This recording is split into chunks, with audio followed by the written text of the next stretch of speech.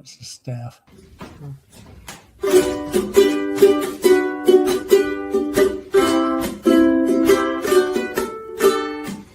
Tuned in, the signal's clear.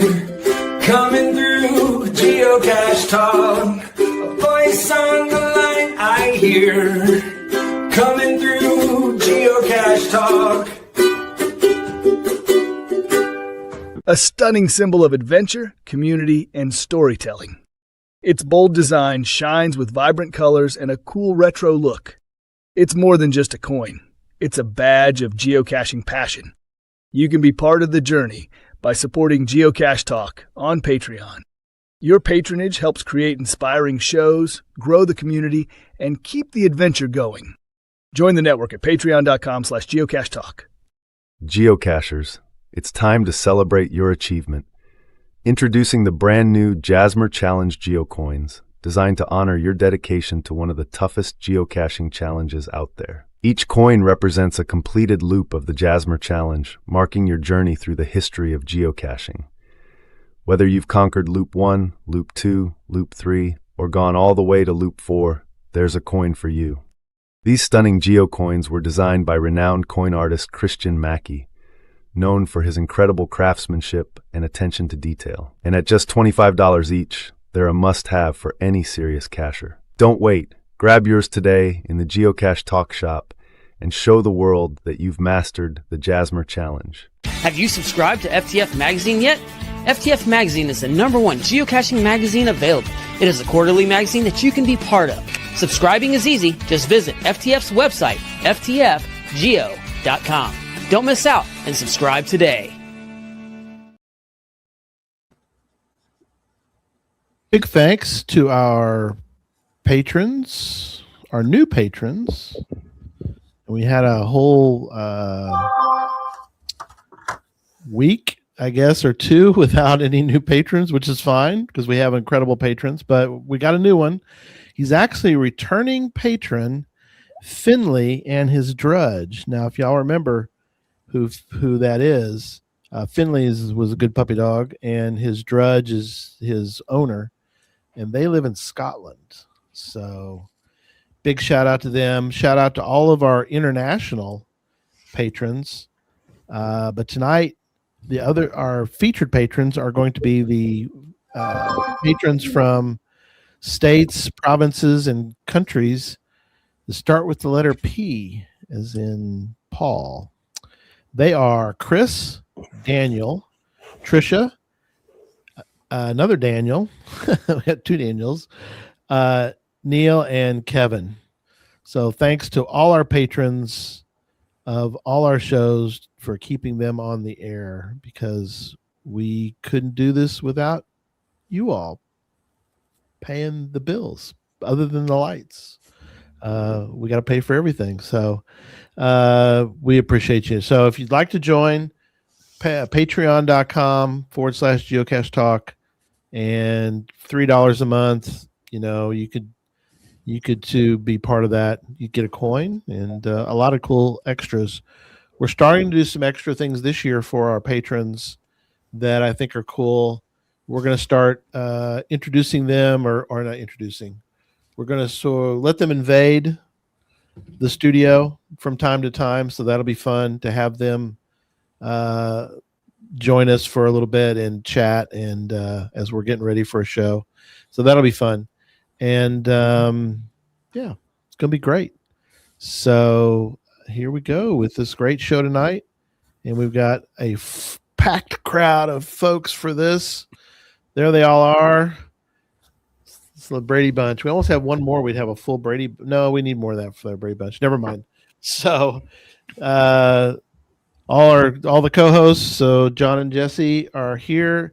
And we've got Ryan, Symbol123, and we've got Kevin. It's I was talking before the show, Kevin, to John and Jesse about cool geocaching names, and you've got one of the best, which is Kevin's to Betsy. Thank you very much. CJ Hoffey from Kansas City is the one that tagged us with that. I love it. It is such an awesome one. There's some really good ones. I'm not Mine is just there. It's not great, but nothing like the Pizza Ninja. I mean, or Memphis Mafia. Those are great ones, but Kevin's to Betsy, what's a great one. So, all right, we're gonna do a little bit of Twig, and then we'll get cranked up. So, Twig this week is interesting. Twig, obviously, this week in geocaching. Mine is interesting because I've got plans for some big stuff coming up, but I wouldn't say mired, but bogged down. I don't know how to put this. It's not really bogged down. It was worth the effort, but we're hip deep in trying to get shirts out and published. Sean of Art Crafted has been a great help. They are available. They're starting to become available. Let me rephrase that. So if you'd like to see some new shirts, they are starting to show up out there. There's the link for them, artedcrafted.com/collections/all/geocache talk, geocache-talk. So you can root around as well on the website and find it there. I just grabbed that link because it's a quick save you some time. artedcrafted.com/collections/all/geocache-talk. And we've got regular, like I said, new shirts. There are going to be some cruise shirts, which we have a new cruise shirt that's up there. So if you're going on the cruise, Worldwide Cache Cruise, that will be where you can find them. If you're not going on the cruise, you can still buy one. They're kind of cool. So we just put one out there tonight. So there's that. So been busy with that. And that's my big news for geocaching this week. It's been a very busy, intense week of getting products ready to go, working on some other things as well. Sometimes you got that, but you guys did more. So Jesse or John, which one of y'all want to go next? Well, John, let me go because yours has to last longer than mine because I didn't do any geocaching this week. I still working on trying to get an Earth cache published in Aruba because it's number 499, and I don't want to go any further until I get that one published because I have my challenge that's my 500th hide and my 500 events challenge that's holding for that one. Concepts approved. I got the checker built and everything else. That one's ready, but I don't want to publish it until the other one publishes. So I've been going back and forth on that Earth cache one, and hopefully it'll be done soon. So I can get. I got ahead of myself planning 500 before I got 499 out. So that's really all I've done this week is trying to get that one done and published so I can get the other one published. But that's it. That's all my geocaching this week. You know, if we knew a reviewer of some kind that could help, but you need a reviewer that's kind and willing to help and be hospitable and hey Ryan. No, the only one I know is publishing megas about once a month, so he's busy. I know it's different. Earth, and I'm sure you get that all the time too, Ryan. It's like, hey, help me get my Earth cache with it. I'm not an Earth cache reviewer. That's a whole other bailiwick, man. You got to be smart for that. Yeah. Smart. Well, just to clear up the comment that Angel Bandits got to, no, you could not put a challenge out for hides. It's our 500th hide. To celebrate that, we're putting a challenge out for attending 500 events, which we've also done. I wanted to find something that tied in because we wanted to celebrate our 500th hide, but you can't do that with a hide. So we have to do that with a attended. And events kind of count, I thought, because when you host your own event, like we've done tons of, you get to find it. So you're hiding and find it. So that was the closest analog I could find to being able to celebrate for hides. So yes, you are correct, Angel Bandit. There's you cannot do that. Gotcha. John, what have you been up to, man? Yeah, man, hopefully guys, one of us it's cashed this been week. Hopefully, a super busy week. Yeah, I mean, number one, I got my Adventure Labs published. I think I told everybody I'm doing a series focused on like nature and outdoor education. And I had mine published, and mine's focused on identifying animal tracks, like common animal tracks. So it's out on a trail. It's spaced apart like 0.1 miles between each stage of the Adventure Lab. So people got to walk for it. But I think it's going to be a really cool one. And I know Dove 78's working on one too, identifying plants that are edible out there on the trail. So that's going to be cool. The Pizza Pie Samurai's working on one for like identifying different types of birds. So that's going to be cool. So if anybody's interested in coming on board and joining up on this one, let me know, because I think it's going to be really cool to have that like outdoor education focused. And I got to be honest, I'm not aware of any other series like this existing out there in mass to help people with outdoor education. So I think this is going to be something pretty cool on that side. But yeah, one thing I did today too, and I know I got called out yesterday because like I was out caching, trying to fill in like months for my Jasmer and like extra, getting extra caches for months. But actually we had a tornado warning yesterday. So yeah, I know. It's like Western New York, right? We can't like luck tornado. out. Like, we have like killer snow, killer temperatures, and then like tornado warning, which I didn't have on my bingo card, to be honest.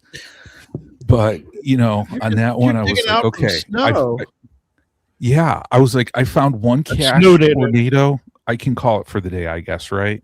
That's crazy. Yeah. So I had to go back out today, and I found some really cool caches.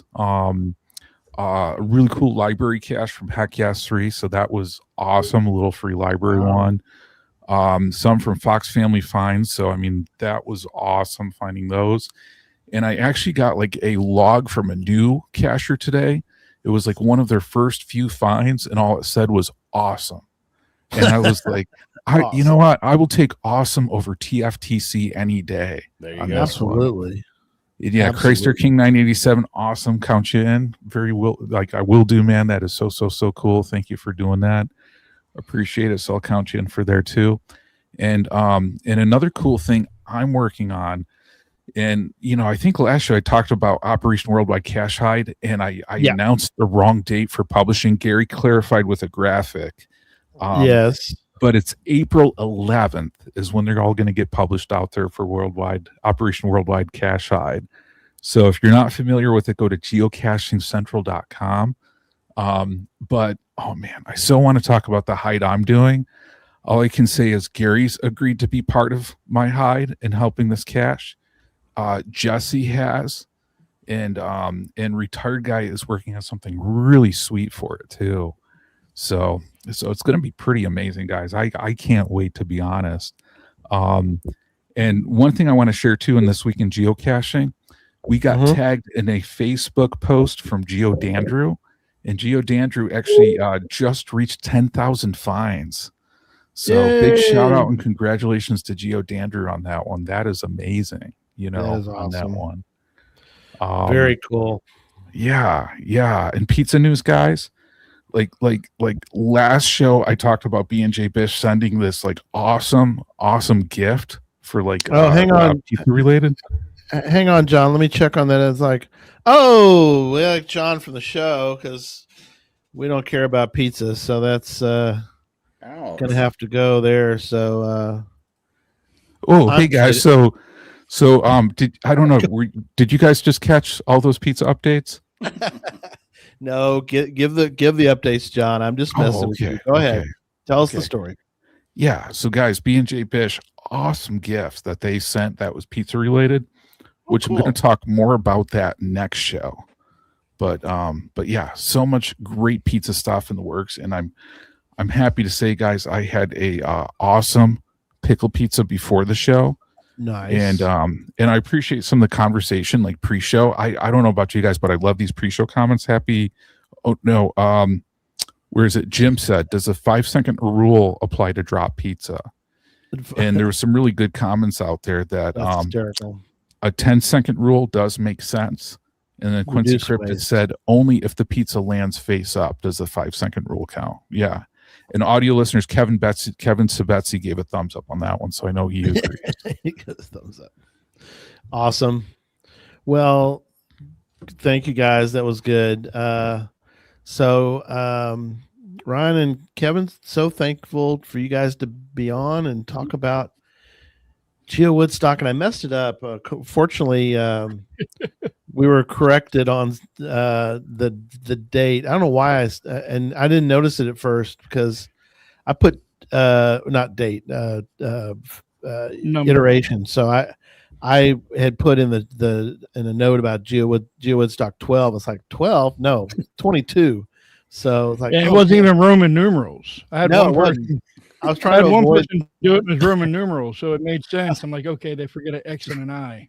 Yeah, I was trying to avoid the Roman numerals, and I botched it up. So yes, GeoWoodstock 22. So very excited. So we're not too far away from this, even though how long, Ryan, do you think you've known? I mean, when did you find out about a year ago?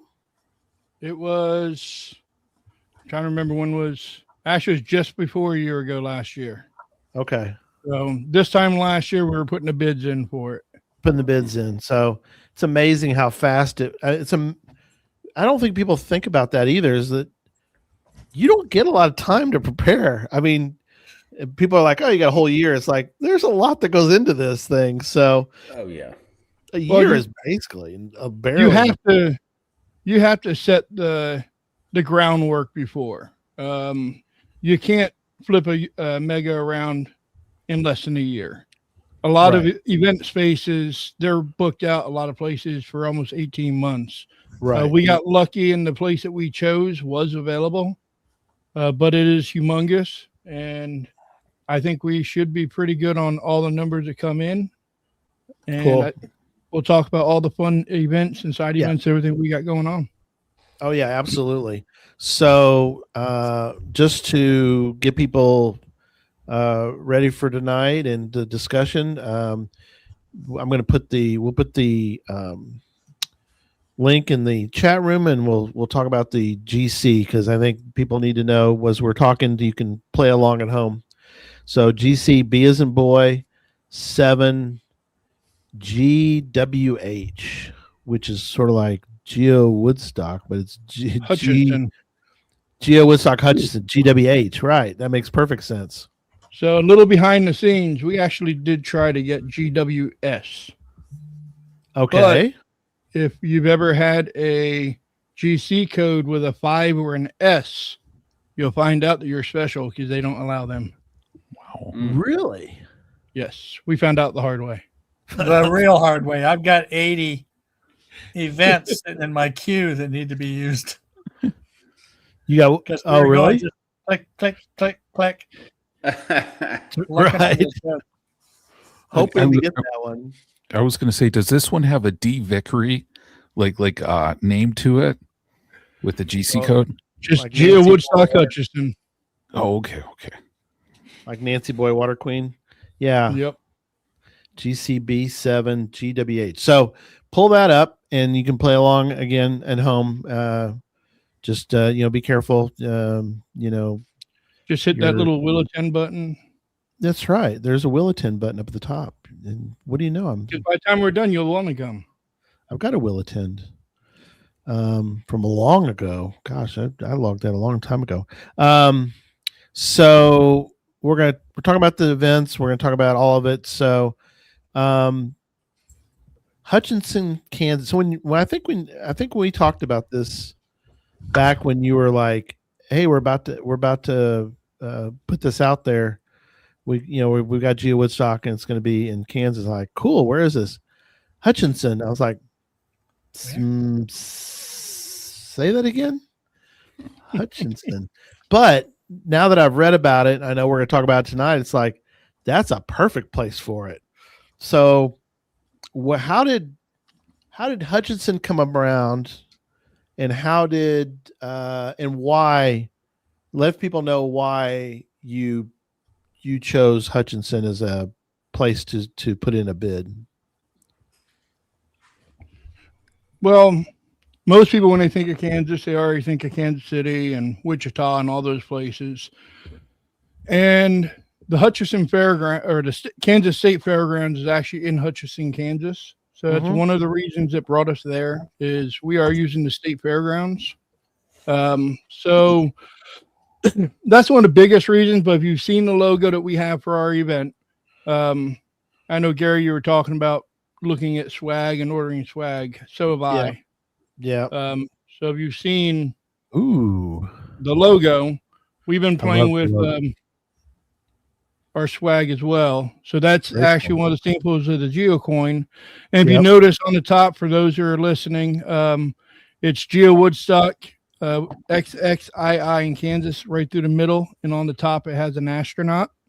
Yes. And then a miner's helmet on the bottom. Oh, very cool. Yes.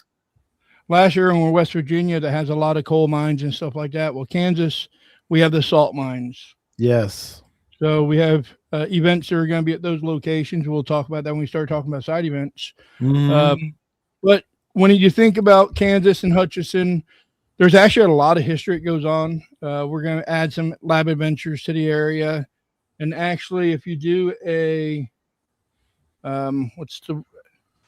Google search for Good Morning America, they were actually just down in Hutchinson this week. So, wow. You can we asked them to do a commercial for us. So they did a really nice commercial for us down there. Oh, nice. Yeah. If you, absolutely. With Good Morning America out of nowhere, it's like, yeah, we'll help GeoWoodstock out. We'll go do it then. Yeah, absolutely. But if you either Google or if you go to Wikipedia and you look up and look at all the things about Hutchinson, it is amazing the history of that area. The Cosmosphere is unbelievable. The salt mines is wild. I mean, there's some amazing stuff there. So, and I was just down in Hutch last week, and they are limiting some things going down in the salt mines right now because people like Pizza Ninja need some road salt. And the mines that we're going to go down is actually where most of the country gets their road salt. Oh, wow. Yeah. Well, big shout out to Hutchinson because, we need that for sure, Does really New York need that? Is that, I don't, let me double check. Jesse, do you know is New York still part of the 50? Yeah, we're still part of 50 right now. The state is, just not the city. Okay. We sold that part. We let that go. Okay. Not true. Not farmed it out. Yeah, I mean, we had to pay some debts off or something, and we had to sell something. Well, that island was sort of kind of odd, but anyway, so $25. Go ahead. Yeah. Salt for margaritas. Salt for margaritas. That's true. Nancy's out. She's out your way. Yeah, not big really shout out your to Nancy way. Johnston for joining us. Oh, and I got to say too, when we were giving the patron shout out, I want to give a special shout out to Portugal. Most people don't know, but my father was actually born in Portugal. So all of our audio listeners, everybody from Portugal, big love your way. Yes, big love for you guys. John's got we're gonna have to talk about that one day, John. You've got sort of a interesting seedy past that we haven't been able to really to get into in the seedy's there's a lot that's classified, Gary. That's true. A lot of it is classified. Yeah, but especially the Kansas connections. We can't talk about those. You're still able to come back. Come on. True. He wants to come back. He's a big Chiefs fan, so that's there's a little bit there. So let's talk about a little bit about some of the big things. Let's start with just GeoWoodstock in general. Talk to us about and kind of remind people about just GeoWoodstocks in general. I'm a huge fan, and some of the things, Ryan, that you sort of gleaned from your times of either going to them or now being part of another one. GeoWoodstock sort of have their own flavor, their own environment that's different. Not that the other things are bad. I was talking to a friend of mine today about ASP up John's Way, and it has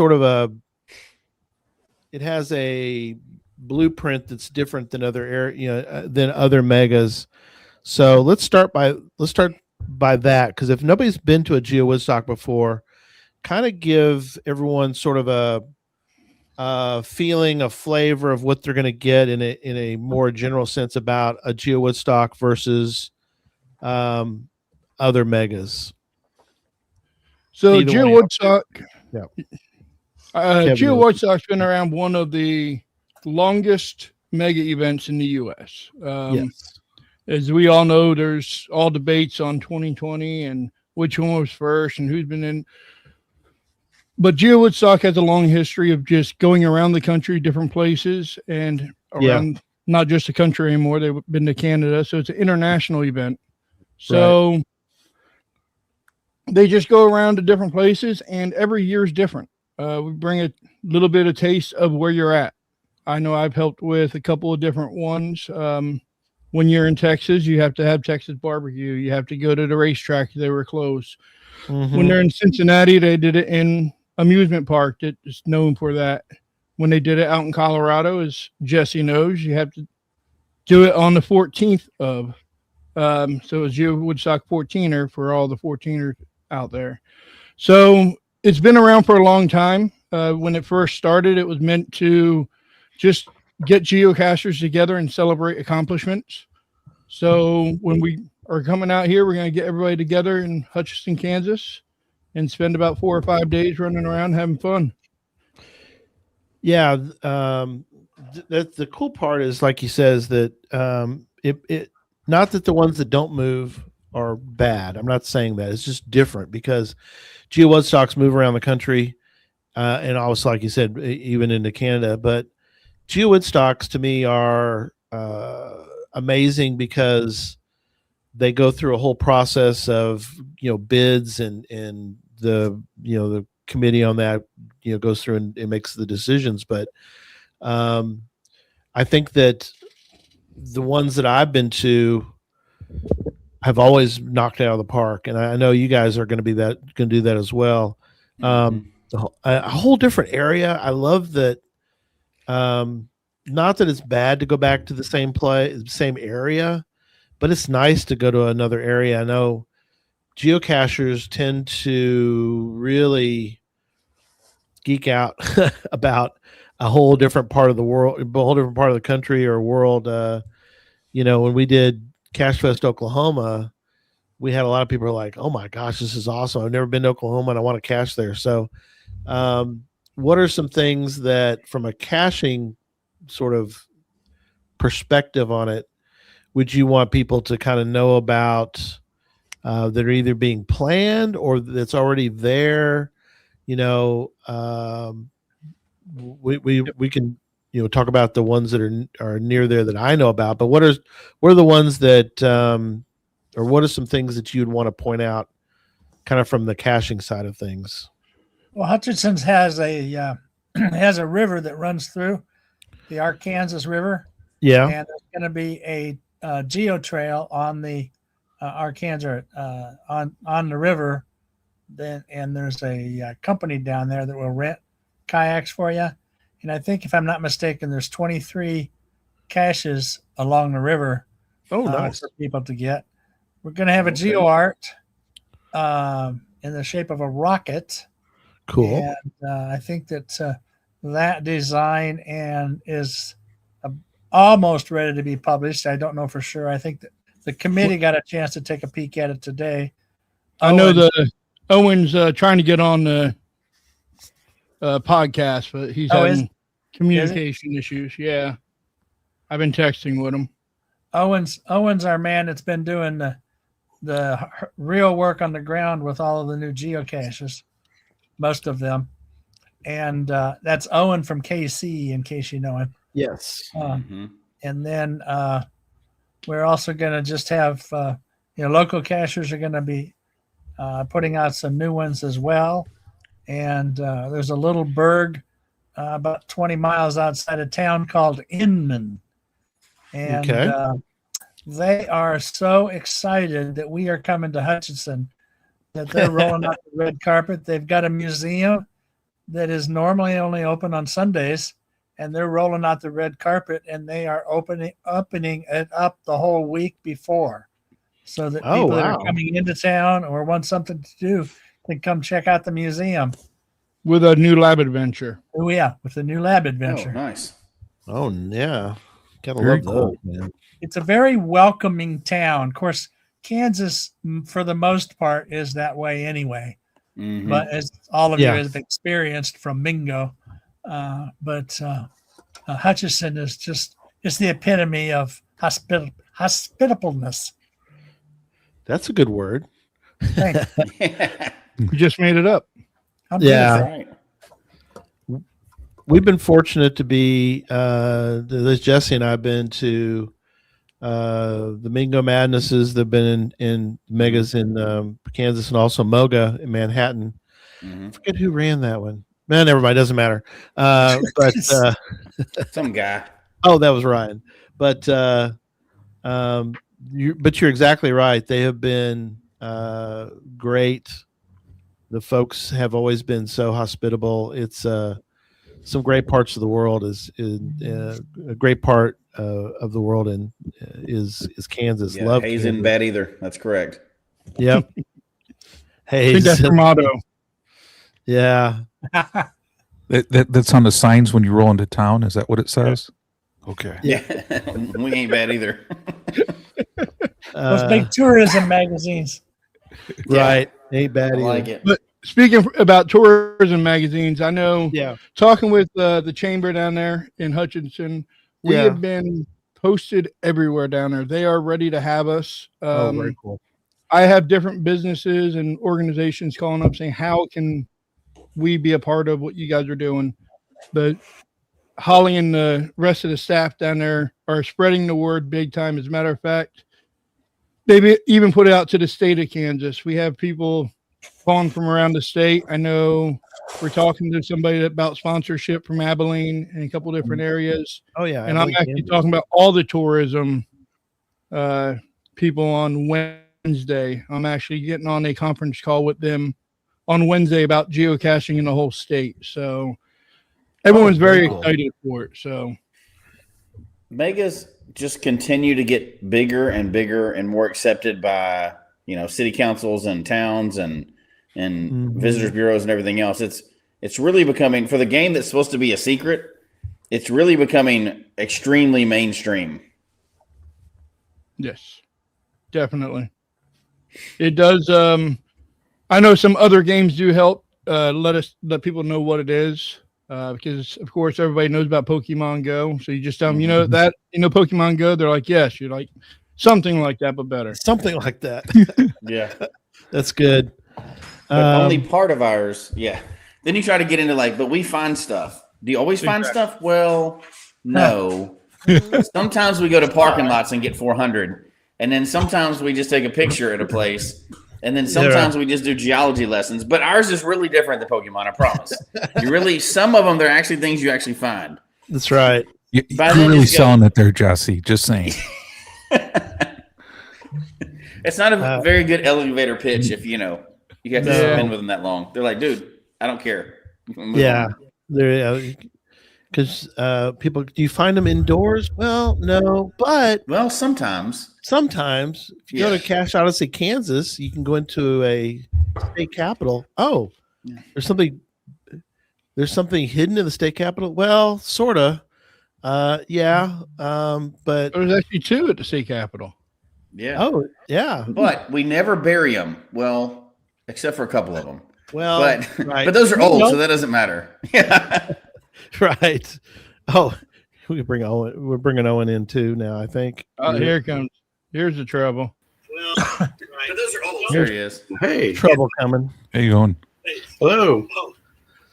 Speaking of Cache Odysseys, in theory, you could swing through Cache Odyssey and get Missouri, and then swing over to Cache Odyssey, Kansas, then go down to Hutchinson. So, And I heard the CEO of that cache is very helpful and friendly. yes, yeah, the cache owner, both of them are great, but yeah, Owen, good to have you with us, my friend. I apologize for my delay, but no, you're fine.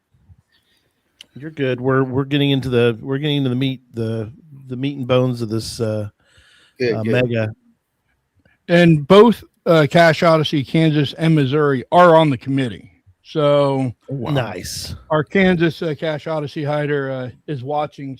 She said she'll be watching in the chat room. I haven't seen anything from her yet, but they're both on the committee, and they, as you can tell from their caches, they're doing a great job in the whole geocaching world. So, yeah, Cache Odyssey, Missouri is one of the best.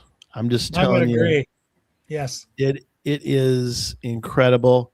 I mean, I love all 50 because we're part of it, but I shout out to Wyoming and Kansas and Missouri. All three of those are standout.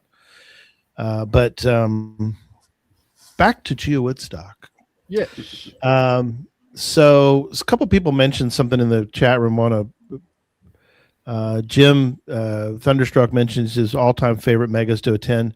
So very, that's a good one. And then Patrick says they're fun, laid-back atmosphere. I like that. I mean, it's kind of a good way to put it. I mean, there's usually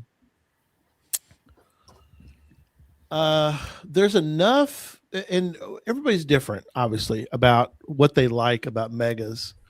What I found, my experiences, and Jesse and John can kind of talk about their experiences as well, but they are always they have all sorts. They have a lot of variety in the mega, so that when you go to a mega, and typically, obviously for GeoWoodstocks, it's sort of a mega week every time.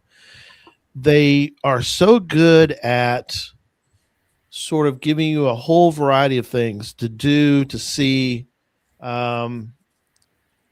What are some things that stand out for you two guys that well, I got to put something out there too, Gary. I mean, when people are talking about like GeoWoodstock, and if you're a newer cacher, you may think like, geez, this is so massive. Can I go? This seems like so intimidating. But I think a big thing is just like the geocaching community is just so incredibly welcoming to people, especially at these like larger events like this, that if you're a newer cacher, definitely go to GeoWoodstock. There's so many great people there. You may never know, you may have experiences like, let's suppose you're in line and somebody's thinking like, should I create my geocaching account for the first time? And then maybe they have a friend, like somebody, let's say their name starts with S, first name starts with R, and they say, hey, come over here out of line. Let me sign you up for this account, right now. And, you just have those moments of like connecting. So I think, if people are kind of debating, should you go to GeoWoodstock if you're new or not, go to it. These events are really kind of what you make out of it, Absolutely. But I got to hit some hard hitting questions here, guys, before I forget, because you're all here and I know there's beans to be spilled. Okay. So I'm not going to press you too hard on those beans, but I got a question that I'm going to put out there, guys. And I'm asking about one experience specifically that occurred last year, and I'm looking to see if this is going to happen again this year. So can you guys confirm that Flat Jesse is going to make an appearance at GeoWoodstock this year in Hutchinson, Kansas? We're trying to get the real Jesse to Hutchinson, Kansas. Yeah. Oh, the real Flat Jesse may come. I don't know about Flat Jesse, but we'll see. I think Flat Jesse's going to be stopped at the border. Yeah. Oh, That may be. Yeah, We'll see. If it wasn't at an extremely inconvenient time, it'd be easy for me to get there. But I understand there are flights right into Wichita, and know where you are, right there in Florida. There's a direct flight. And we can get somebody down and pick you up in Wichita. Yeah, I know. It's You know, all of us, all of us like a teachers major are so airport. rich. I'll just charter a plane. It'll be Hey. no problem. Hey, reviewers have their own charter plane to go check all the caches. So I've heard that. I've heard that's true. Oh, you spilled it. That every reviewer has a private plane. I knew that. I thought that, but I did not. But now we have a reviewer who's confirmed that. But No.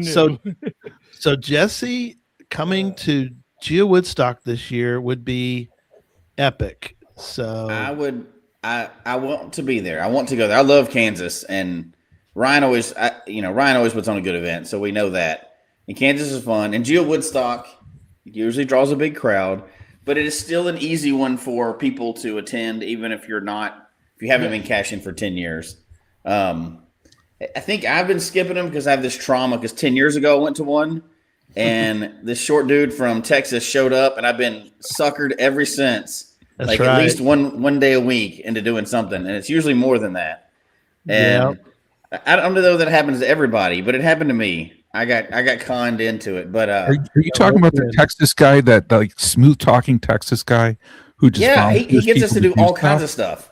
Yeah, he just convinces us of all this stuff, and we're like, well, how did that happen? But no, Woodstock is a good one. It's fun. I would say it's, if you know, like, of course, Ryan, you've hosted half of these events I'm about to mention, but like MOGA is a competition, Texas Challenge competition, GeoCoin Fest. Obviously, that's about coins. I think Woodstock is really just about hanging out, even though there's tons of crap to do. I mean, it's a mega. There's going to be a whole week of stuff that you can't get to everything, and you can't find every cache. But I would say GeoWoodstock is more the like hang out, talk to people, which is like my favorite thing to do at a mega, more than probably any of the other ones I've been to. There's always, I'd say that's kind of the theme of it, right? Like it's like the original Woodstock. You're just kind of hanging out and fun stuff and see everybody. Yeah, I'm going to ignore that comment. This is audio listeners, Jim correct. Thunderstruck said, reverse where I go GeoArt surrounding Memphis's house if he doesn't make it. Which the chat room and everybody seems to incredibly endorse. That's just embarrassing for you guys if you publish one of those. So one of the things that I always think about when I host a mega event, I'm going to put Kevin on the spot a little bit because I've known Kevin since I moved back to Kansas, or since I moved to Kansas. And I remember this guy when I first moved back. I think it was right before GeoWoodstock in St. Charles. And he goes, what is this GeoWoodstock stuff? What do you do?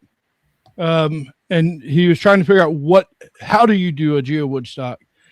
So it was his first mega event. So I think it was at some other events, but it was his first mega event. So I'm going to let him talk about that for a little bit.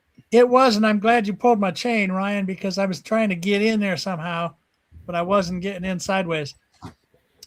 One thing I would recommend, I know you're recommending everybody to come for the new people, and I would recommend that as well.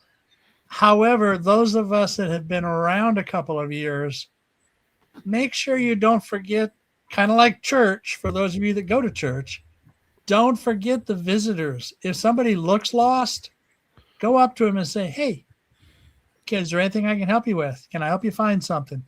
Because that weekend at St. Charles, my wife and I were just flabbergasted. We had no idea what we were doing. Right. We stepped in somebody else's room that ended up going somewhere else. And it was a great event. And that's what started our geocaching career. And I do want to pick on Patrick. Somebody mentioned Patrick. He said something about being laid back. This place, and I must talk about one of the events. This is going to be so laid back this year that we're going to be doing chalk art on the street on Thursday night. And that'll be compliments of Patrick's son, Toon Fanatic. And so the city is rolling out the streets, and they are dedicating their Thursday night event. That's a street event for art and music. And they're calling it, Ryan, what are they calling it? I can never get it right. Yes. Adventure and Art on the Prairie? I don't know. Which we'll Anyway, get to. Yeah. They're turning the street over to everybody plus the geocachers will have an event there. Nice. Oh, cool. Well, We got speaking of, Adventure and Art on the Prairie. Is that the name of this one? yeah. I think so. Yeah. Okay. So- Okay. So that's good segue there, Kevin, into the side events, which I love. I'm weird, I guess, but I love side events that go on during megas. So let's start. Let's go down the row. First, let's start with Wednesday. Tell us, guys, about the Wednesday side event. So I'm going to start on this one because we weren't planning on having a Wednesday event. We were going to go Thursday through Sunday, and that was it. Right. We went around and was just chatting to different places, and we walked into this brewery. I turned to Kevin and I said, "We have to do an event here." He goes, "But the event." Cool. He goes, "But the schedule is full." I'm like, "I don't care. We have to do something here." So it's at a brewery. They have, I forget how many drinks on tap, but it's all local brews. They even have a 0.0 non-alcoholic. It's a hop seltzer, which when I was just down there last week, I tried it, and it's actually pretty good. I usually like a little more alcohol for my alcohol, but right. But yeah, it was definitely an awesome facility, and they pretty much given us full range of everything. We let Owen talk a little bit on that one, just because he has spoken to them and he's received some stuff from them. And I'll let him tell a few secrets about the brewery. Yeah, they currently have about 17, 18 beers on tap. We've also had an agreement with them to sponsor a geocache themed seasonal brew that they're going to create specifically for our event for that month. So there'll be a geocache themed beer. We've had put out on our Facebook page some questions asking for what would you like to see in a geocache themed beer, such as a type of beer. There's blondes, there's ambers, there's stouts, there's lagers, and we've had some people submit some pretty creative names. So we're going to have some, at least one of those. In addition to that, he's agreed to sponsor a geocache at the brewery. So I've received Excellent. This is spilling some beans here for you, Gary. I received a wine barrel that was used to make some Saison beers. And soon that'll be turning into a large, actually, an urban large in Hutchinson, Kansas. So, and that'll be coming out that Wednesday night. Very cool. Don't see many larges anymore, so that's a good way to get a cache out there for that. So excellent. And in town. TF, I love that. TFTCB. Thanks for the craft brews. I love that. Yep. That's a good one. All right, let's switch to Thursday because we got some more things to cover as well. So let's do this day. You got a couple things going on. You got the morning event and then an evening event. So talk us through those. I will look at that. I saw 1:30 and I was questioning the time. I thought I said start it. So in the morning, we're going to start at 9:30 over at, for those that don't know, Stratica. Stratica is an active salt mine that, cool, like we were saying earlier, New York loves it, and all the other places up north loves it. Right. It's an active salt mine that deliver most of the salt to the whole country, the road salt. And they took a part of it and turned it into a visitors museum. And the other side is owned by UV&S, who stores, you name it, down there. Right, because there's a lot of space down there when the salt's gone. Exactly. So they made the museum, and UV&S has actually donated some things into the museum.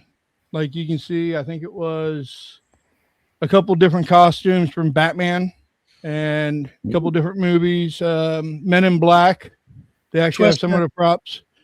Twister, when you walk into the lobby upstairs, the original Dorothy movie, right? Oh yeah, from the movie is actually there.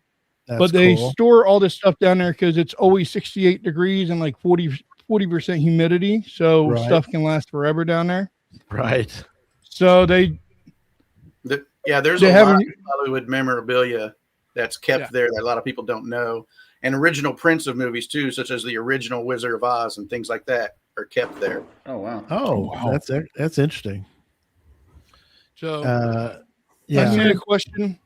Your name tag, your lanyard, when you have your lanyard on, if you Right. go there and it's not the event, you'll get a discount. Oh, okay. So just take the lanyard, you get a registration to that. Right. Okay, cool. Yeah, and we didn't mention it during the Wednesday night event. We're going to do package pickup at almost all these events, just so we can get the lanyard in your hand as soon as possible. Right. So Because it's everybody- not just the mine. There's a lot of places that will give you. They have a local county discount that they give to locals. Oh, cool. Well, we are all going to be locals that weekend. Locals. Oh, neat. That's Oh, awesome. cool. So they the question came up in the chat room about tickets for the mine. Yes. During the event, during that whole day, except for the 9:00 tour, is all GeoWoodstock. So we're still trying to finalize how we're going to do the tours. But every 15 minutes, the elevator's going to go down with 28 geocachers. Every 15 minutes. We have provided the tour down there. Usually that tour takes about an hour, but they do have a train ride and a golf cart type ride. They call it the dark ride. Right. They have those two that you can buy. Well, they take you probably about a half mile into the mines, That's wild. and they will turn the lights out on you and show you how dark can be. That's a lot of So- salt. They're pulled out already. Oh yes. And Amazing. the area that we're in is only a very small portion. There's a big map of showing you Right. how much salt mines they cut down or cut around you. So, but yeah, it's definitely gonna be an event. And like I said, that whole day we have the whole day booked out. So even after our event, geocachers will still be able to go down. Just tell them they're a geocacher. Oh, very cool. That's awesome. And then what you were talking about earlier, Kevin, about the chalk. Right. We've got that later on. We've got the Adventures in Art on the Prairie, which is a really cool idea to give people a chance to kind of show off some of their creativity. And Right. Hutchinson normally does this every third Thursday. I think that's right. Anyway, so then they've welcomed us in as part of their crew for that Cool. night. that's awesome. And they do it literally on the main street going through Hutchinson, which is actually 2nd Street, but it's a double Right. wide street. And so you will have to park maybe 4 blocks away because they close it and it's only foot traffic for that. Yeah. For that. Wow. That's a great idea, though. I love that. And it's good that we call it adventures because we are testing out a new adventure that HQ is going to be bringing out. So we will be testing out the month of May. So I know that's really hadn't been put out there yet. I know a couple of us have talked about it, and we're going to figure out how we can make that the best test as possible. So we're going to have Adventure Labs up in downtown. And It's then another expansion on Adventure Labs that they created. Yep. Cool. so Wow. So is this going to be the first time at a mega? This new? that Adventure month, Labs. there's going to be other. Oh, The first one at a U.S. mega because I don't think There- there's another one in the month of May. Wow. That's awesome. Yeah. We're Interesting. hoping, if everything goes right, we're hoping to be part of that team, and we're going to do similar tests out in the ocean. So during Worldwide Cache Cruise. So Nice. I don't know how that's going to work. Brian's gonna have to tell us because all we did is Brian asked us and y'all as well. It's like we want to test something, and we just were like, Okay. sure. Yeah, of course. Yeah. I'm sure y'all did the same thing. You're like, yeah, we're in. Tell us what to do. We're in. So very cool. All right. Look, definitely want to get in there early for all these events. So before the Saturday. So let's switch now. Let's talk about Friday a little bit. What are some plans for Friday? So of course you always have traditions when it comes to Woodstock. I don't know when the tradition started. It was before I started going to Woodstock. I know Denver. I know they had one in Denver. It's the Breakfast with the Mamas. Yep. And it's a group of, I think it started out as 4 ladies that went to every Woodstock, and they said, well, every mama needs to make sure their babies have breakfast. So they started doing Breakfast with the Mamas. Awesome. So we are going to do Breakfast at the Mamas. Again, you'll have to pay for your meal, but the fellowship is free. There you go. So that is awesome. And once everything comes out with the price of that one, they're still talking with the catering on that one. Once we get the pricing out, we'll make sure everybody knows what the pricing and the full meal is. Oh, okay. And it's definitely going to be a fun event. I know the mamas will bring plenty of swag and definitely a lot of talking for you. Oh, nice. So you will not be bored. Love that. No, that's gonna be awesome. Around. Yeah, that's always great. Yeah, definitely looking forward to that. And then the other interesting thing that we haven't had a chance to really dive into tonight, which is the Cosmosphere. I don't think I said that right. Cosmosphere. Yep. Cosmos.org, in case you're wondering where to go for that. But the Cosmosphere, it's like, what is this? It's like it's sort of like geocaching. There's so much going on there. You're like, but it's it's related to space, and there's a lot. I couldn't believe just flipping through and looking at all the things that are in that. So tell people about I assume, talk about the event, but also go ahead. Well, you walk in and you have a replica space shuttle in front of you with an SR-71 flying next to that. Right. It's a very neat museum, and I'm going to let the other guys talk about the event. We packed a lot into this event.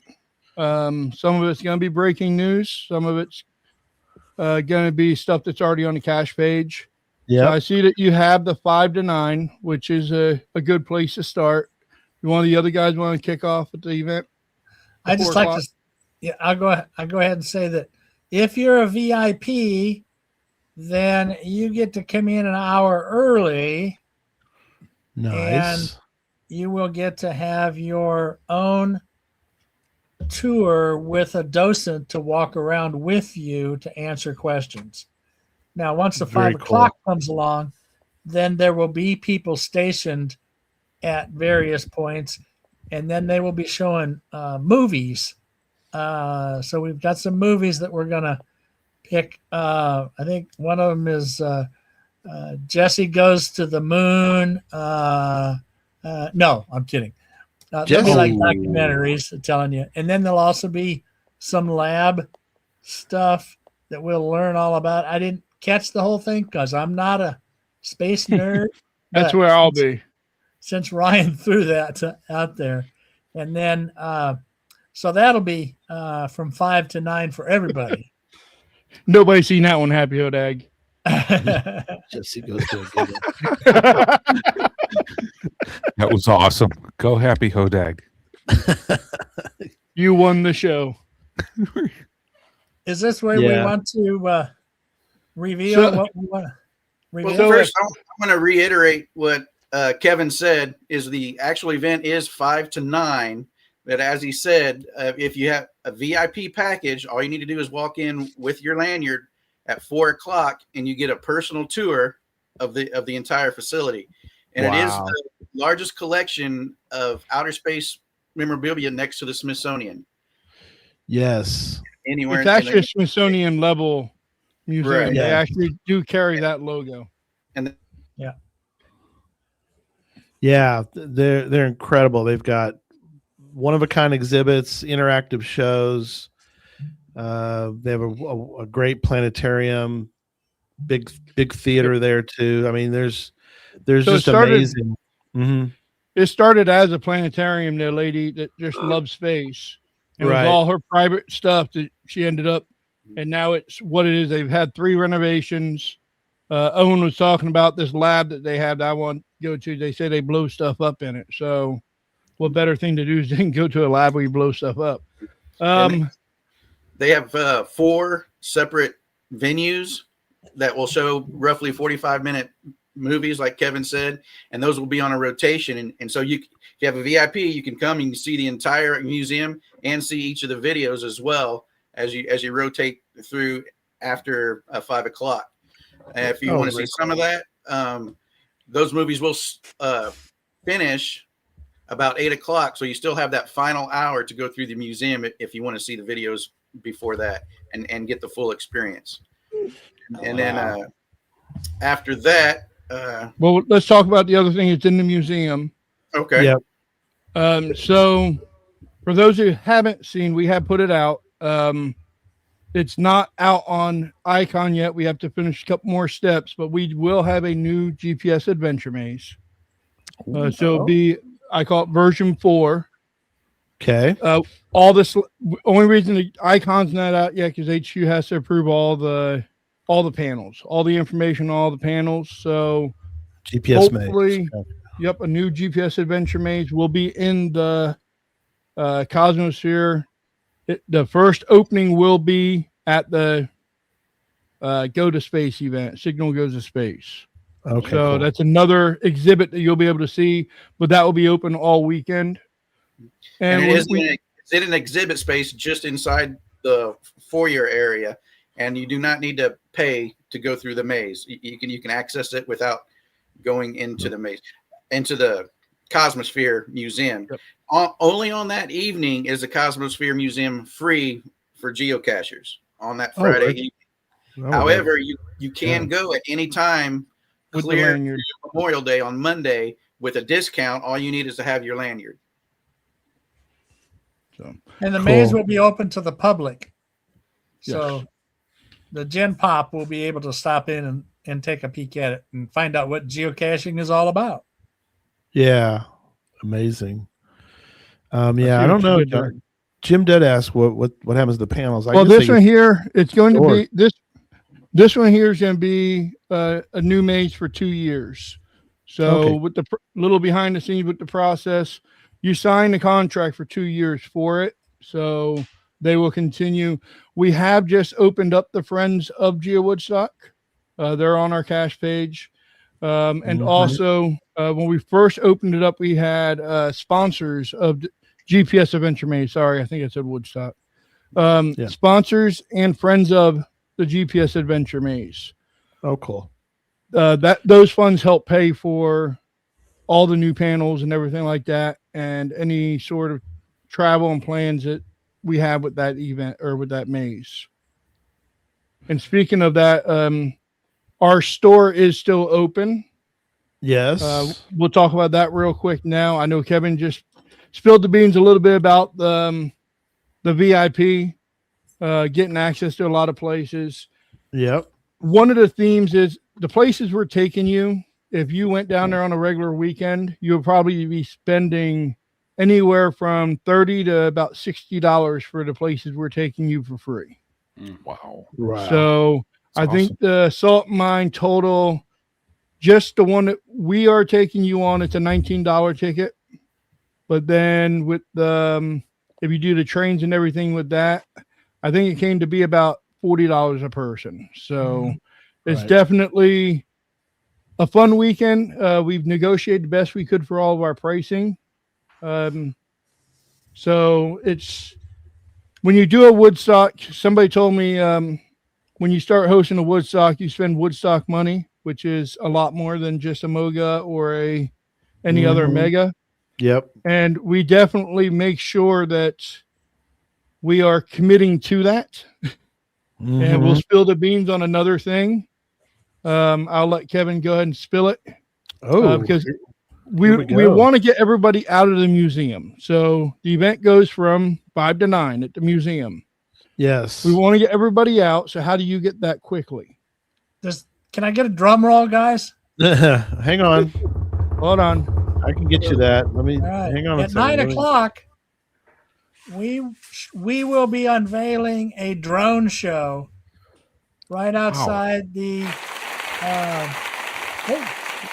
drone show outside Drone the show. and so we Had haven't a quite dro- put all the finalities to it yet. But for those of you that are think of this as one of those gala events that you hear of everybody opening their checkbooks for. Right. Well, open up your checkbooks. We need help with this drone show. So We did get amazing. We'll just tell you this. Donate more. We just tell you this, that we did get a discount for the drone show. All right. We got a friends and family discount of $5,000. Yeah, I was gonna say it ain't cheap. So that just tells you the price of a drone show. But as you know, when we do something and the person who thought of the idea isn't on tonight, Kobe knows somebody.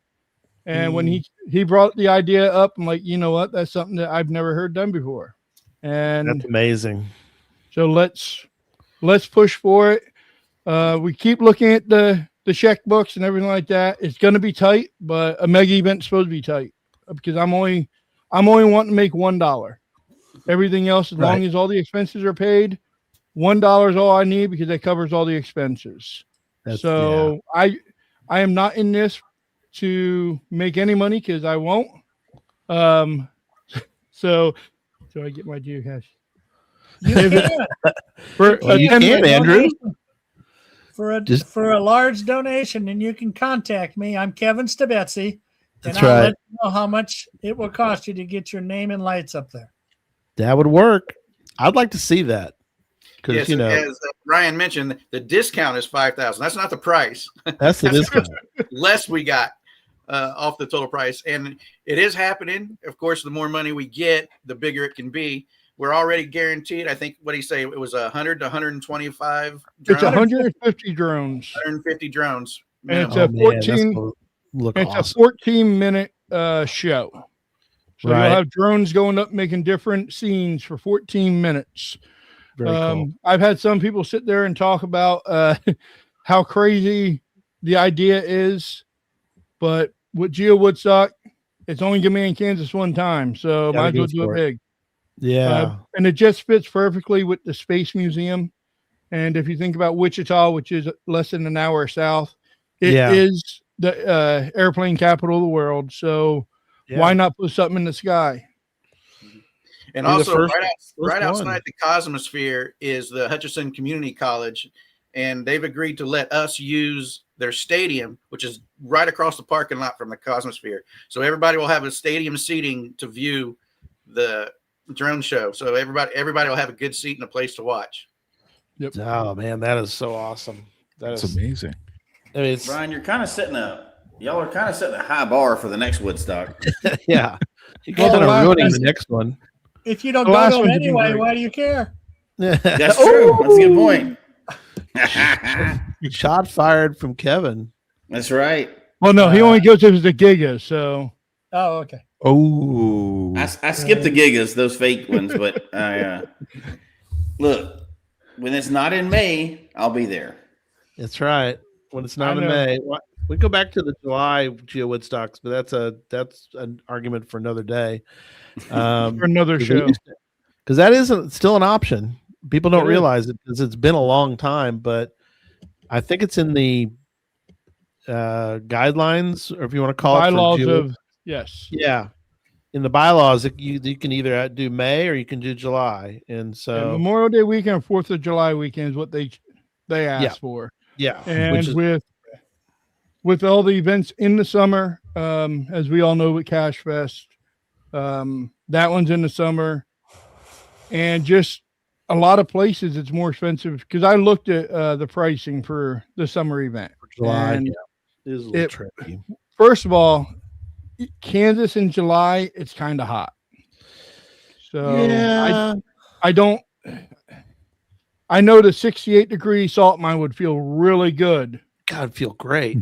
if it's 100 degrees out, but it's definitely one of the things we thought of. It's all things my brain is about fried from making choices and decisions. So Yeah, probably May 27th, I won't make any more decisions for at least a day. Right. Well, At least all right. you'll take a day off. I mean, that's something. Exactly. That's right. All right, let's talk Saturday. Thanks for All the shout out on the spilling the beans there, Ryan, on the drone show. No we problem. love that. Obviously, the event, which let's talk, I guess, about what are some things that there's always amazing things going on during the actual GeoWoodstock. What are some things that you wanted to really highlight and stand out for that? Well, we're doing most of the traditional things for a Woodstock. We're having presentations. We're still trying to finalize some of those. Yeah. We've had one or two that have went to the left or right on if they're going to come. Of course, we're going to have all those. One thing a lot of people have been asked out is meals. So we've talked to our caterer, and they are doing a barbecue buffet. And from talking to the lady, she loves to feed people. So it's going to be, yes, definitely likes to talk. But it's going to be, help me out. I haven't looked at it in a while, guys. I know there's two different meat. There's sausage, pulled pork. I think there was another meat and like 5 different sides. I think there was a turkey or a chicken. I don't remember. It was I think it was a turkey. And then I think you asked for tofu. And then we nixed tofu, but there will be a vegan option. Yes, there will be a vegan option. Cool. That's always excellent. Because she said the same thing with barbecue. She goes, they make vegan barbecue? Yeah. But speaking of food, I want to backtrack just a little bit. We just remind me the Wednesday night event of the brewery. The brewery has pizza, but they will also have some food trucks out on the street right in front. Oh, nice. Oh, man. And Thursday night, of course, is on Main Street. So there'll be all kinds of venues with food you can get there. And Friday night at the Cosmosphere, they do have a snack bar where you can get chips and drinks, but they also have a cafeteria, which is a separate entity within there. And we're hoping to have them open for hot food too. So you don't have to decide, like, do we go eat dinner or do we go to the Cosmosphere? You can do it all at one right there. Nice. So yeah, again, the GeoWoodstocks, you got your vendors, you got, which is always amazing to go through and check out all the vendors that are there. And we will go ahead. Our caterer will also be open in the morning for biscuits and gravy and breakfast type food as well. So those that are camping in the area, which is available there, or coming in early, they don't have to worry about going and finding a place to eat. Yep. And they'll say they're only going to close down their snack bar during the actual meal. So they will open back up and have their regular menu items as well. Okay. So because our caterer also provides the concessions for that area. So that lunch is only for VIP. However, anybody can Nope. That changed. It never did change. No, at a higher package level, I think it's the top 2 levels of meals. Comes with the meal ticket, or you can buy a meal ticket separate. I know we've had quite a few of those bought. It is $20, but I will tell you that the caterer is going to get $20 for each meal they serve. Oh, wow. So because they still fall under a percentage that the fairground gets of everything that they sell. So we negotiated everything we could, as long as we can walk out $20, they can walk out with our $20. Everything works out perfect in a perfect world. So yeah, that's some of the behind the scenes and not getting into all the detail, but a lot of these places, and a lot of people don't know that there's a lot of things that go on behind the scenes that really give people a lot of benefit to coming to these GeoWoodstocks, or like even for Cache Fest, we negotiated. There's always a lot of negotiations go on, but as far as the events, I know you guys had to work out some financial things with the venue that we're going to be at, because just to make things happen, sometimes we have to, and fortunately, successfully, we've had a lot of successful events because we've able to negotiate with them. So I know, Ryan, that your team did such a great job of doing the negotiations to help out the vendors and exhibitors and so much of that. So hats off to you guys and gals for doing that and getting all the things that you've gotten, because people come to GeoWoodstocks, they come in, they enjoy it, they leave, and they never really they don't get to hear about a lot of the unsung heroes of these megas and gigas, because they just don't get to hear about them. But trust me, so much work has gone in to them, and so again, hats off to your team for that. You got to remember, all these locations we're going to are businesses. They make their money by us spending money. So we understand that as well. Everyone sits back and like, well, you're bringing how many thousands of people to an area? Yes, they will be getting tourism dollars, but like the state fairgrounds, for example, they don't take tax dollars for the fairground. They take a percentage of everything sold on the fairgrounds. So that's why we worked in the flat rate there. Every place that we're going, it's a business, and they're trying to stay open and in these hard times. But in the same way, I know that everybody who's coming to GeoWoodstock that week is coming, they're spending their dollars, they're spending their vacation days, and they're choosing to come see us in Kansas. Not too many people will go to their back to school first week, say, oh, for vacation, we went to Kansas. It's not the biggest tourist destination, but there are big tourist destinations here, and we are still working. I'm still on the phone probably 4 days a week with different places, trying to get better things to come out. Cool. There's still certain things that I have on my wish list. I know Kevin, there's certain things we were just in Hutchinson last week together. I'll be in Hutchinson again tomorrow. So it's definitely a ongoing process. I know sometimes the news seems like it's slow. I don't like to give out bad news. And if what I'm giving out, I don't like to change what I'm saying either. So the information that we're putting out here is the information that is settled. And that's what we definitely try to do. I don't want to promise you something and not deliver. Right. Yeah. So it's definitely a hard work, but I love doing it. And I know I have a great team with me. They're not all on tonight, but we'll be meeting again tomorrow night and talking about everything that we're talking about tonight and more. And we're always hitting the road trying to get bigger and better for the event, because the community is what matters. Absolutely.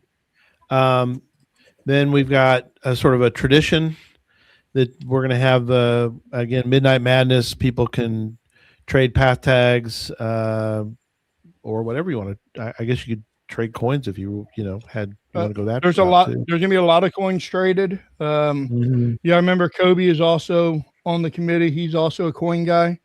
Okay. We both hosted Coin Fest together. Cool. So there's a lot of coin people. We're going to probably try and have some of those, the new flash tags floating around and path tags. So the biggest thing is it's a night of relaxing, winding down. We're going to have a couple other activities and stuff going on. We're between two places right now on the final location to find out what game we're going to play, what activities we're going to play. Cool. But like I said, it's going to be the best activities that we can come up with. If it's whatever it comes out to be, it's gonna be a fun event, but ultimately it's all about geocachers winding down, getting to talk. Excellent. Enjoying each other. Yeah. Well, and you were kind of in the Wild West. I mean, maybe we could have a gunfight or something. I mean, you never know. I mean, that's no, maybe not an actual one, but Don't put thoughts in my mind because I know some. We should have But, done that in Abilene. That's an Abilene Yeah. thing. well, we're close. I mean, we're people coming from New We're York probably might not- closer to Boot Hill, but down right, south. right. Dodge City. But people up in New York have probably never really seen a town like like Abilene, or in this case we could get a little Wild West flavor for them since. Yep. Oh man, does Wild West mean there's like only like pizza places like every block or two, or like how does that work? Tell me about this like Wild West. Yeah, that it would be wild if there's only one Yeah. every But yeah, that would be cool. But anyway, yeah. Yep. So Midnight Madness, awesome. Yeah, I we'll love go that from 8 to 11. Yeah. 11 Already- o'clock is when we're finishing because you can tell from myself and Kevin and Owen we're a little gray in the beards. I just don't have a beard. Right. It's already past our bedtime when we get started. So we're going the to stay early up edition. and that's why we're doing the early edition. The early Um, edition. We want to finish by 11 because by doing these events, I know a lot of people are going to be getting on the road. Yeah. So, True. so Sunday, and we can go right into Sunday on that. We want to do a thank you, Hutchinson Cito. Cool.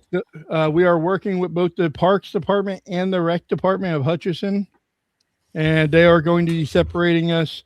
It's another meeting I have this week because they just can't picture. They're like, well, you're saying you're going to have 1,500 to 2,000 people. How many are really going to come to a cleanup? I'm like, all of them. Quite a few. Yeah. And they're like, well, what are we going to have them clean up? And we're going to walk around their parks and facilities and Yeah. probably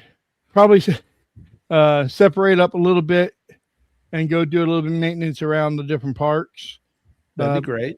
So something to give back to the community because, like I said, the community definitely is opening the doors. I'm getting phone calls from people I've never thought I would talk to, mayors. Mm-hmm. Kevin last week walked into the operator of the airport. Oh, very So- cool. And just started chatting with them, and they knew who we were. So it's kind of That's fun. awesome. I did Yeah, not get the answer I wanted when I went in, but it was nice to just walk in. You got to do a CETO, especially a mega, because you never know. Or we did, when we did the ones at Cache Fest. I know this will happen probably in Kansas too. Some of the trash you find is like memorable, like memorable trash. You throw it away, but we have found some of the And that's craziest why we're not things in doing the world. scam cancers. Yeah, you have to be careful. That's why you have your little grabbers, because some of that stuff is pretty wild. But 1,500 people at a CETO, that's more than they employ in that town for like the city government. So they've never had that many people cleaning up that town at one time, I promise you. Well, how awesome, because I'm sure that's going to be one of those things that they're going to tell like 10, 15, 20 years from now is be like, you remember when we had 1,500 people just volunteer to help with a CETO? I mean, that's amazing. Ryan, I assume this would be, and this is both your mega once a week hat that you host and then also your reviewer hat. Could you do an event, a CETO event, where it like you have 10 waypoints on it, so there's like 10 different parks they can clean up? Does that count? You'll see it when it comes out. Okay, that's what I thought. All right, good. I like it. Nice. I like that answer. Love it. So, but yes, that is one of the things we're going to be doing is having waypoints on there to help out where people need to go. So we will coordinate it well enough to inform everybody. Kind of like for those who went to Flagstaff. Flagstaff did an amazing job. I know Gary was talking earlier about raising the bar. Over the last 2 years of GeoWoodstocks, the bar has already been raised.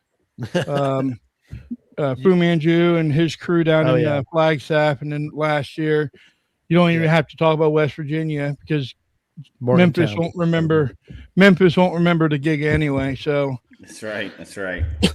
but that was both amazing. of those events were definitely very well ran and operated.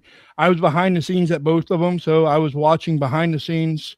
One thing we do with when we know we're hosting the next one, you do look at different things. You look at things differently. I haven't been to a mega event that I haven't been getting ideas from for probably almost 10 years now. My first mega was 9 years ago. So you're always learning.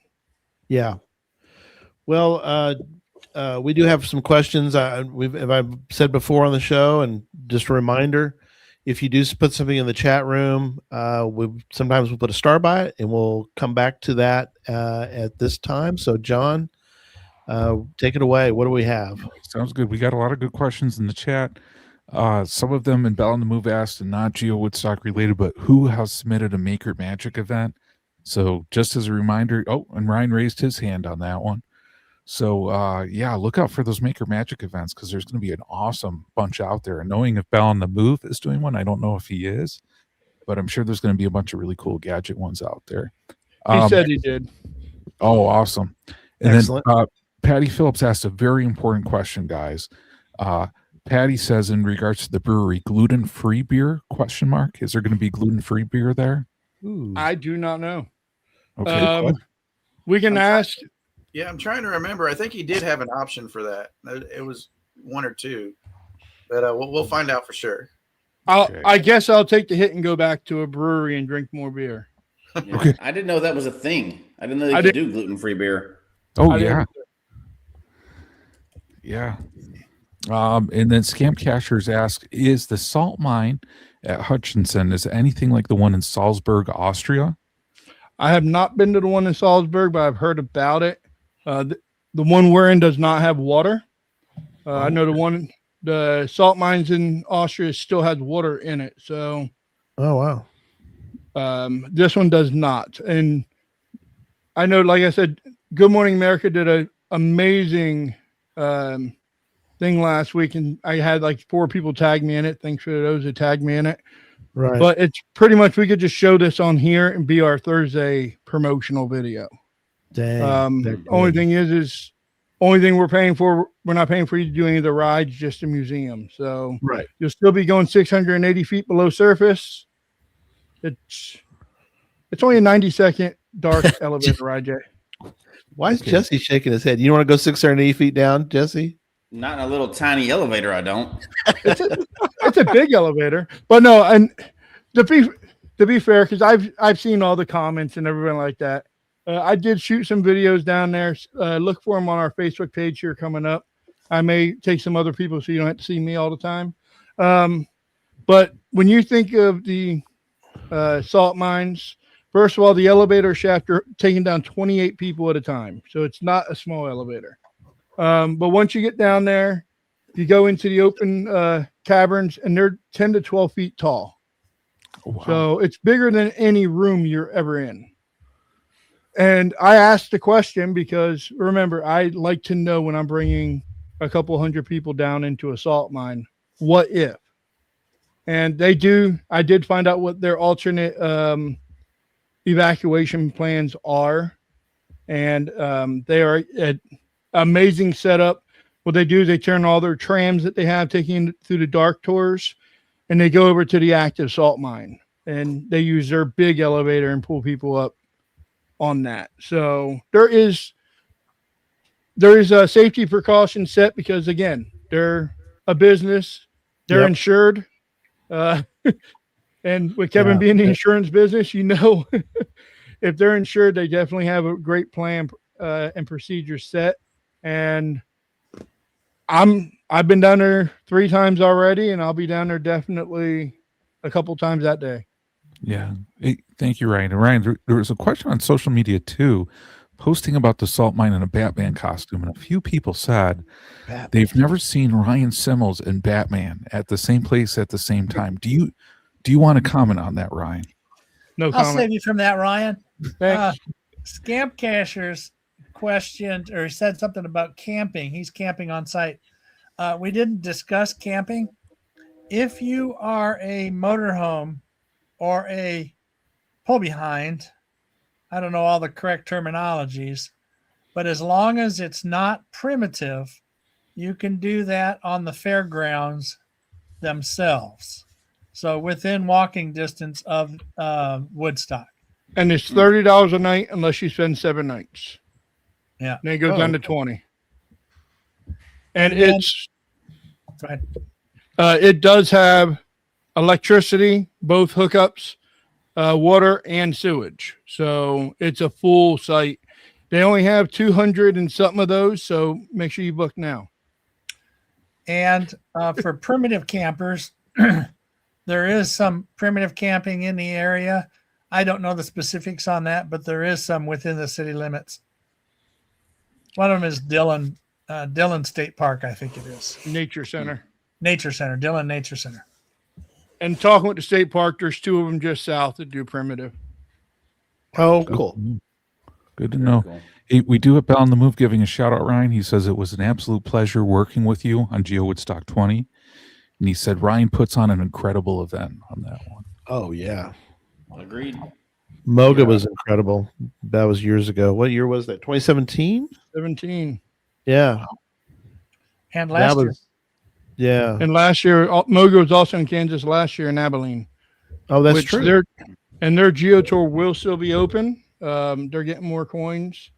For their Geo Tour, it's another amazing Geo Tour here in the state. Nice. Getting ready to do some maintenance on it just to make sure everything's set and ready for, because shortly after we have our event, Kansas City's hosting this little soccer tournament or something. Yeah. And they're expecting a few foreigners to come across the state of Kansas to go find a little cache way out west. They're having a little competition for some kind of cup. I don't know what it is, but it is first come, first serve. It is first come, first serve for camping. Okay, good to know on that one. Scamp Cash has also said they're going to make a famous Asian-inspired pizza. That sounds amazing, and especially if it's campfire pizza, that Jim asked on that one too. Nice. The last question I think we have out here too is by Scamp Cashers. Is there any potential for a magnet fishing Cedo this year at GeoWoodstock? That'd be wild. I can guarantee that one is a no. I watch those videos and I've seen how many guns and stuff were pulled out of the river, so I don't want to. Yeah, they can drag all kinds of stuff out with that, or maybe not. Sometimes they can't, but yeah. Yeah, exactly. Yeah. Oh, and they do confirm a campfire pizza. That is awesome. I love campfire pizza. There you go. Yeah, that's all the questions we have, guys, that came through. Well, let's wrap things up. So I'm so looking forward to this. I am fired up. I'm gonna be excited for all these things.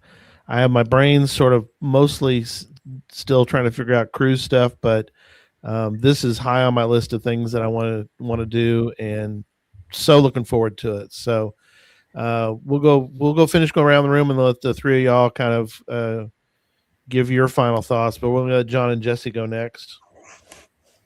Well, John, are you going to make it to this one? Oh man, I would love if I could, guys. I got it, and it's funny. Like, I got family out in Missouri, Kansas City area. I would love to, but I just think, oh man, and it looks like I will be there in the forum on that one. Flat John will be there. Yeah, audio listeners, Ryan's holding up Flat Me on that one. So I would love if people got their picture with me there, and especially if it was pizza, as well too. That would be so cool. But yeah, I wish I could, it sounds like it's going to be an amazing time. The drone show sounds incredible. And I mean, just to think, I think we were talking before the show on this one, this will be the first drone show at any like American, geocaching event, right? Yeah. I don't like saying first time ever because somebody will always be out there to prove you wrong. But for being first here in the States, the first one in the United States that we know of for sure. Wow. So that's an incredible opportunity if somebody wants to step up and sponsor that and then get their name on that to be part of that very cool historical moment. I've already had 2 people message me. Wow.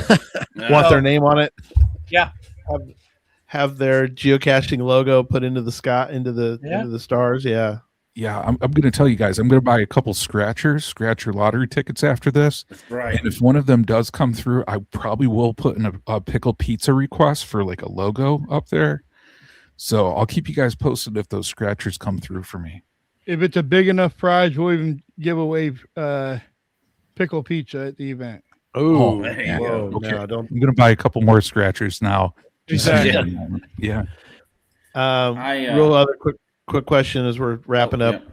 Hotel blocks still open? What's the status? Yes, they are still open until 30 days out.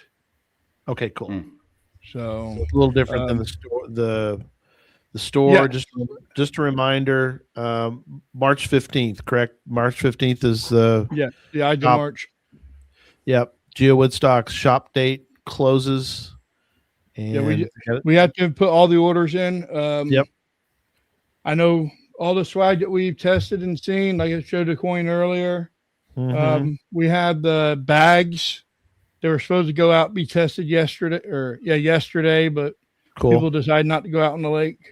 But yeah, it's a neat bag. We've played with it at one of the events recently, so I'm excited for it.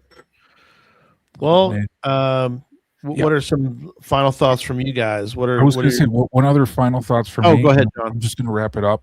Yeah. For my part is everybody should log your will attend who's interested in attending GeoWoodstock, because really that's the best way to get the latest information. And I'm sure once those deadlines come up and get close, you're going to want to make sure that you're aware of those so you don't miss out. So definitely log your will attends. But my last final thought is just like, thank you to you guys and all the work that you're putting in there, because I mean, that is a ton of work to put together an awesome event like this for the geocaching community. So, thank everybody for doing that. Cause I mean, you guys are awesome. And I mean, it's so cool to hear about all the awesome things that are going to happen at GeoWoodstock. One of your, I'm not going to take any time. I'm going to pass this right over to you guys because there's only a tiny chance that I could get to go. Same reason, education, teacher into May kind of gets hard or whatever. But if there's any way I can go, I'll be there. But I'm just going to cut it at that and pass it to you guys because y'all got the real information. Well, I'll go ahead and Kevin mentioned at the top of the hour about the geo art. There's about 212 caches in that geo art, all reverse where I goes. Just kidding. I wish that was true. Just so funny. I think there's, I have to do the numbers. 180 mysteries. There's 12 multis, 9 or 10 letterboxes, and there will be 6 or 7 where I goes included in that geo art. Gotcha. And going with the theme, as above, so below, it is if you look at it from the top part of it, it is a rocket, but if you look at the bottom of it, it's a flashlight. Oh, so little creativity there. And clever. And also there is a kayak trail consisting of 22 caches on the river plus a bonus. If you do them all, you'll have the cords for that bonus. Other than that, I think I'll toss it to Kevin. Kayak. I'd just like to once again say, pretend this is the end of the gala event. Open up your checkbook, go put some money. Ryan, do we still have a spot there where they can just donate money? On the main page, yes. Yeah, there's a spot. Ryan doesn't like that spot. But if you just want to drop $3,000 into the event, you can do that. Just say, this is an anonymous donation. There you go. Or I like to give recognition. 2 or 3. Yeah. 2 or 3,000. Either way. Yeah. You probably take 1,000. They'll take either one. I'll take $50. I'm not 2 or 3. But speaking of that, what's that sign on the street corner say? No donation too small or too big. Or too big. That's good. Right. Well, all right, Ryan, what you got, man? So, but yeah, all the appreciation goes out to the crew. I know just 3 of us are on tonight, but I know they have one of them's in Vegas right now, so hopefully he's getting the winning ticket. And then I know Nicole, she's in the chat room on the committee. Lindsay Yep. up north.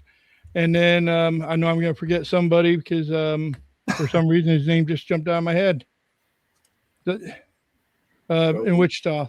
Kobe's in Oh, Nebraska. Randy. Nebraska. Thank you, Randy.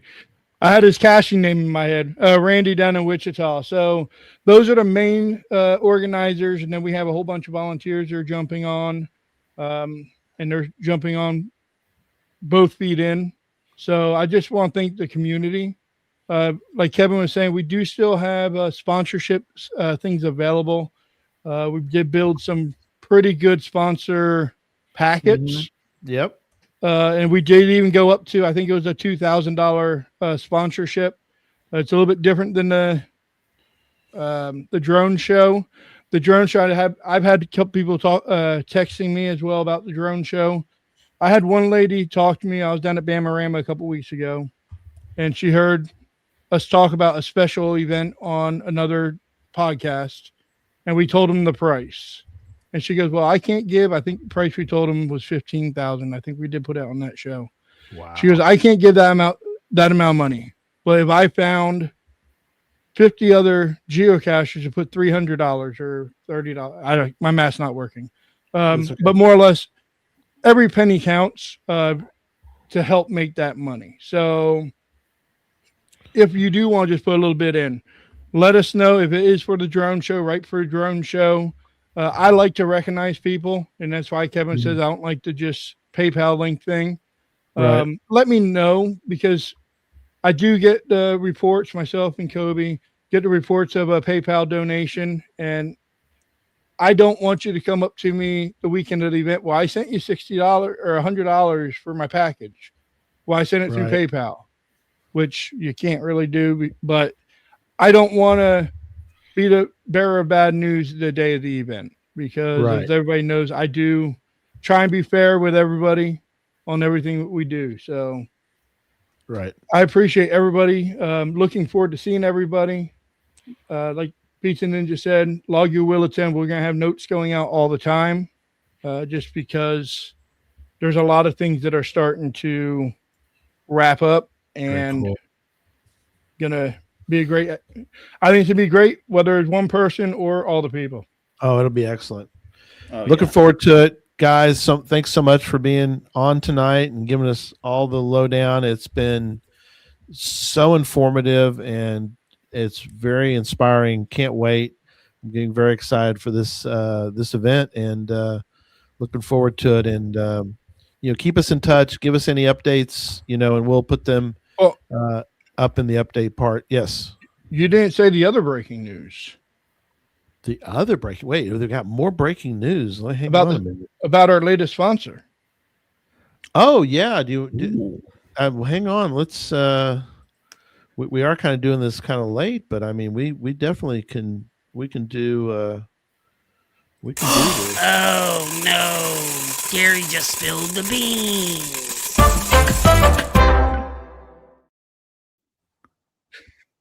So I am happy to announce that Geocache Talk is joining GeoWoodstock in sponsorship.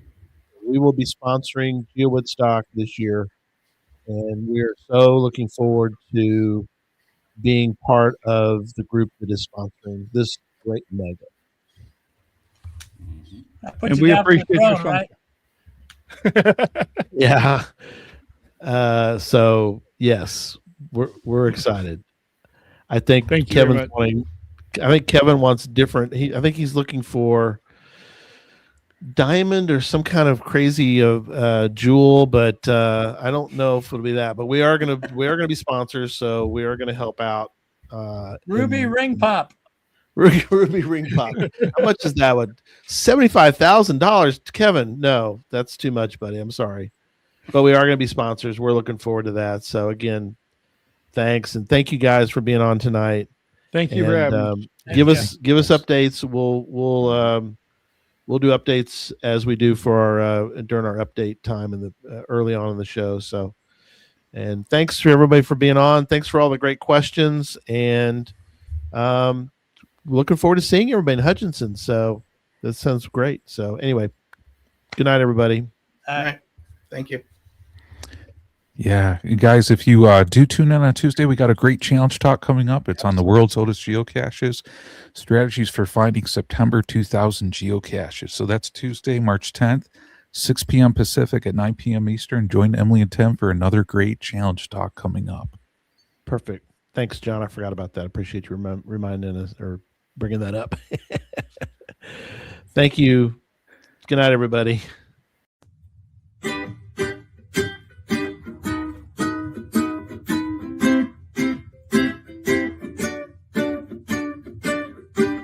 May your finds be many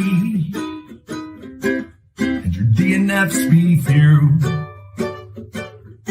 May the terrain and difficulty both be less than 2. And whatever it is you're looking for, may it find its way to you. And may we all meet again. Folks, we hope you've enjoyed the show tonight. Please email us your comment at geocachetalk@gmail.com. Don't forget to follow us on Twitter, Instagram, and Facebook. The show can be found on Apple Podcasts, Stitcher, Radio Public, or Spotify, as well as at the Geocache Talk website. Don't forget to click that subscribe button below and ring that bell notification so that you can see and hear the show on a weekly basis. And tell your friends about the show. Get them involved with us in the chat room. And until next week, don't just talk about geocaching, go geocaching.